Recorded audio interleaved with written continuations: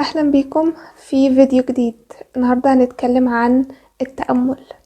انا عملت جزء في القناة بتاعتي عن التأمل، وكان بعنوان اساسيات التأمل تقريبا. انا مش فاكرة طبعا، بس هو اكيد واخد السيركل دي او الموضوعية دي.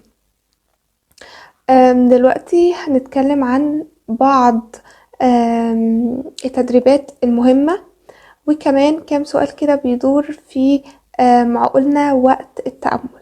بدون تطويل يلا بينا نبتدي الفيديو. امتى التأمل يبقى جزء من حياتنا؟ والله انا شايفة ان الموضوع ده متأخر قوي. المفروض ان هو اصلا كان جزء من حياتنا من الماضي يعتبر، لكن للأشخاص اللي لسه ما بدأتش أو ما تفهمش عن التأمل حاجات كتير، فيبدأوا من دلوقتي يبقى جزء من حياتهم، لأن الاتصال بالله وقت التأمل مهم جدا. وطبعا غير صفاء الذهن ونقاء العقل والهدوء والروية في اتخاذ القرارات، ده مهم جدا في حياة الشخص العادية. في موضوع كمان حابة افكركم بيه، ان سيدنا ابراهيم ابتدى ان هو يبص حواليه، يتأمل في الكون، وعرف ان في، طبعا هو معرفش، بس في زي لمبة نورت في عقله انه مستحيل يكون صنم هو اللي صنع الملكوت الكبير ده. فعشان كده ابتدى اول حاجة يبص على الكوكب، وبعدين بص على القمر، وقال المقولة الشهيرة بتاعته: لئن لم يهدني ربي لأكونن من القوم الضالين. هنا بص للشمس وقال: فلما رأى الشمس بازغة قال هذا ربي هذا أكبر. ومن هنا ابتدت نعمة الإله في حياة سيدنا إبراهيم، وده بالمعنى أو النص الحرفي بتاع اليومين دول هو تأمل.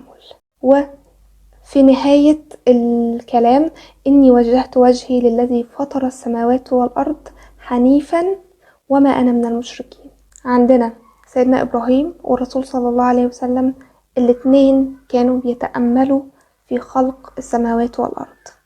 خلق السماوات والأرض لا يقل أبدا عن خلق أنفسنا. السؤال رقم 2: قد إيه من الوقت نقعد ونعمل تأمل؟ احنا هنعمل التأمل على حسب ما احنا عاوزين، او على حسب ما يبقى عندنا إرادة في نفس اليوم.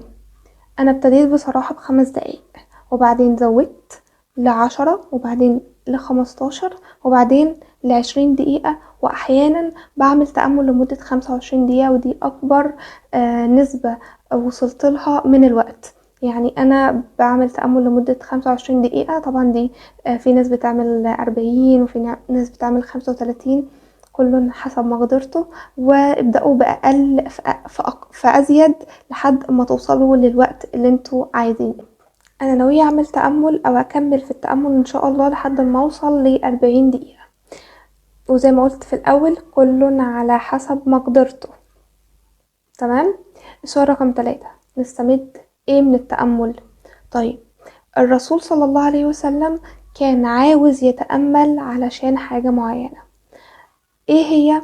ان خلق السماوات والارض كان اروع واجمل ما يمكن.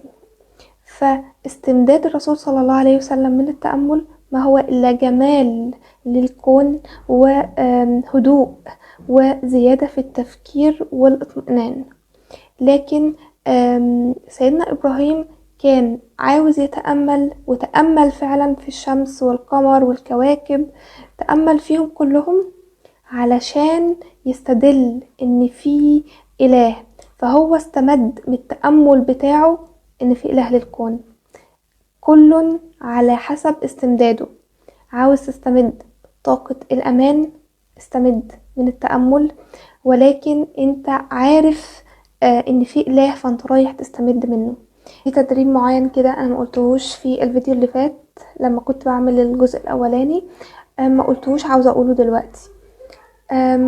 التدريب ده اسمه تدريب تأمل للخيال او تخيلي، للاشخاص اللي فقدت احباء او اعزاء عليها وماتوا. طبعا الطريقة الوحيدة لانكم تشوفوهم، فهو طبعا في الأحلام أو ان احنا نعمل التدريب اللي انا هقولكوا عليه ده. بس في تبس كده عاوزه اقولكوا عليها قبل ما تبتدوا التامل، ان الاشخاص بعد الموت بيجولنا على نفس الهيئه اللي هم ماتوا بيها. بس انا عاوزه اقولكوا على حاجه، ان هم ان شاء الله في الجنه في عمر الثلاثينات وال35، فاحنا المفروض ان احنا نتخيلهم في نفس العمر في حاله الشباب، مش هيبقوا على نفس الهيئه اللي ماتوا فيها. فالتدريب ده هيبقى عبارة عن ان احنا نبقى قاعدين في مكان مفتوح، ونبتدي ان احنا نغمض عينينا ونتخيل الاشخاص دي في الجنة واحنا قاعدين معاهم، بس احنا قاعدين في نفس وضعية التأمل، قاعدين مربعين، والعقل هو اللي بيتخيل، وان هما في عمر ال35، ونطلع من حالة الصدمة اللي احنا كنا فيها وقت ما الاشخاص دي توفت. التدريب ده ممكن يبقى محدش قاله قبل كده، ممكن يبقى جديد، مش قصدي يعني محدش قاله، ممكن يبقى في حد كتير اتكلم عن الموضوع ده، بس الحاجة في بدايتها او وقت ما نعرفها بنبقى مصدومين بيها او فيها، اللي هو احنا هنقدر نعمل ده ولا مش هنقدر. فابتدوا الاول اتعاملوا مع التدريب على انه تدريب، مع الوقت هتدخلوا في موضوع ان انتوا لقيتوا الموضوع بقى كويس، وان الموضوع بتاع التدريب ابتدى فعلا يطلعكم من حالة الصدمة النفسية اللي كنتوا فيها، لان في اشخاص بتبقى اصلا متوفية عندها بتر للاعضاء، وفي اشخاص تانية المرض بيبقى اهلكها جسديا فتوفت بشكل مهلك للجسد. فطبعا ده يعرفنا ان مفيش حاجة بتفضل على حالها، وان كل يوم القيامة كل وقت في الجنة ان شاء الله هيبقى في حالة راحة للجسد والنفس. تدريب عن الأهداف. الأشخاص كلها، الناس كلها بتبقى عاوزة تحقق أهدافها، وخصوصا لو هدف صعب شوية. ممكن نعمل الموضوع ده مع التأمل برضو، وان احنا نبتدي نتخيل الهدف ونشوف ان احنا بنحقق الهدف بشكل فيه نوع من انواع السعي النفسي البسيط الهادئ بدون افكار سلبية يعني، وان شاء الله مع الوقت هيبتدي ان هو يتحقق.